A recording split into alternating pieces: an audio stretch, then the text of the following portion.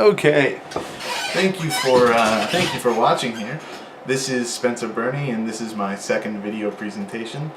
Now, the main work that I chose to go with for this presentation is Mary Shelley's Frankenstein, and the accompanying article that I chose is Education as a Pharmacon in Mary Shelley's Frankenstein.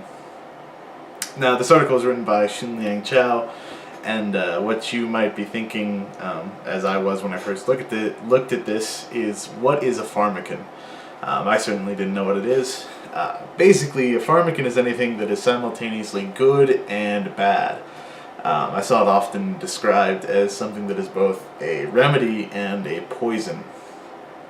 And I think that's very applicable to education in Frankenstein. Education plays a very central role to the story. About a third of the novel describes the monster slowly learning how to speak, learning basically everything about the world. And Victor's education is no less apparent in the book and his views on it. So, education is really something that is really a dualistic force for the two characters. Frankenstein is constantly enthralled with education, and then ultimately leads to him despising it. And then the monster was created through it, but as he starts to learn more about the world, learns to despise his own existence. So let's talk a little bit more about Frankenstein first.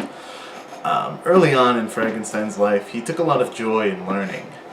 Basically, from when he first read the works of the alchemists, he was really interested in sort of what made life work and how the universe sort of worked around it, and, well, maybe less the universe and more the world. Now, it was ultimately this, passion of his for figuring out how life worked that led to his downfall. Once he got to college and one of his professors didn't berate him for, reading the works of alchemists, but instead liked his interest in knowledge and figuring out how life worked, Victor sort of devoted himself to physiology, chemistry, anatomy, learning everything that he could about those three subjects, and, in turn trying to figure out how life works. Now, he's never just satisfied with figuring out how it worked. He wanted to create life. He had this feverish quest to endow himself with the divine power of creating life. And that ended up becoming a very negative thing for him. He ended up spending, I think, like a full year digging around slaughterhouses and graveyards and locking himself in his study and studying books, trying to figure out how life worked and trying to figure out how to create it. And that led to two major, or at least two very apparent negatives for him. The first came right after the creation. Immediately upon the creation, he was happy. He figured out how to do it. He was basically ecstatic that he had figured it out. And then almost immediately was devastated by the thing that he created. It was monstrous. It was absolutely hideous. He didn't know what he had done. It was terrible. And this sort of led to an illness that lasted, I think, also almost a year. A very long time, and it wasn't good at all. It was a terrible thing for him, a terrible event in his life. And then, of course, the monster later went on to basically kill everybody that Victor had ever loved. For Victor, science was never ultimately a good thing. It only turned out to be an incredibly bad thing. It was joyous only for a brief moment, and then that was stripped away and replaced with misery. And by the end of the novel, or later on in the novel, I guess I should say, Victor was completely sworn off of science for good. He wanted absolutely nothing more to do with it after the monster's creation. So, Victor was very miserable. And now, what about the monster himself? How was the monster hurt by education? Well, really, this monster started off as an ignorant being, and his education sort of ultimately led to him having a solid understanding of the human condition. Now, the monster really started as a blank slate. His sensory experiences taught him everything that he knew about the world. They taught him about fire, housing, language, and their purposes, and as well as pain and pleasure. He realized that when he reached into the fire hurt him, but if he sat close to it, it was warm and made him feel comfortable.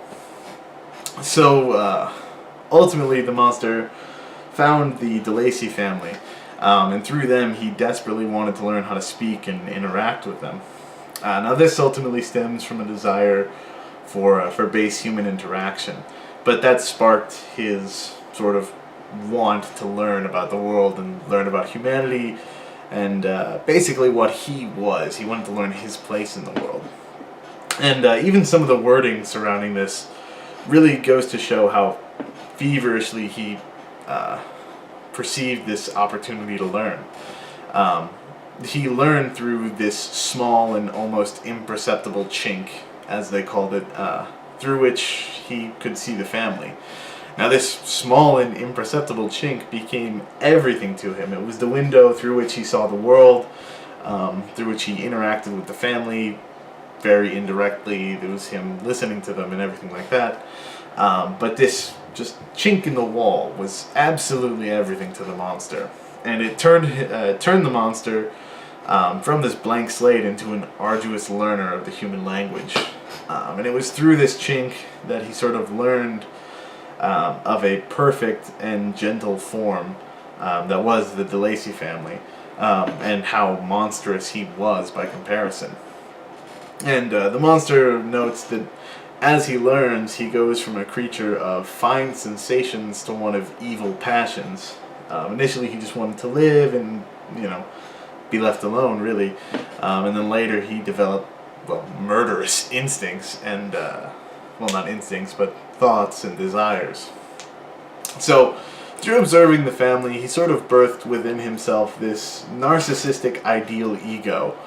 And then comparing himself to that, he realized how heartless and wretched he was.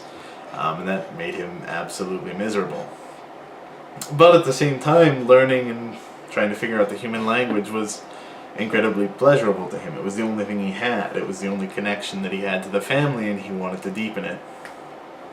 Now, another example of why learning hurts the monster comes up, I think, very clearly a little later, when he finds Paradise Lost and manages to compare himself to Adam. Now, Adam was loved by his creator. He was given everything that he could ever want, and was basically given the world, whereas the monster was abandoned to the world. His creator didn't love him. His creator sort of despised him and left him out in the cold. And his realization of this only made him sadder. Now, I think everything ultimately culminates when the monster first encounters young William and kills him. After killing William, the monster looks at the sky and looks at William's dead body and smiles and exclaims and gets very happy and claps his hands. He's learned something. He's learned something very new to him and which he finds thrilling. The monster can kill and hurt people too.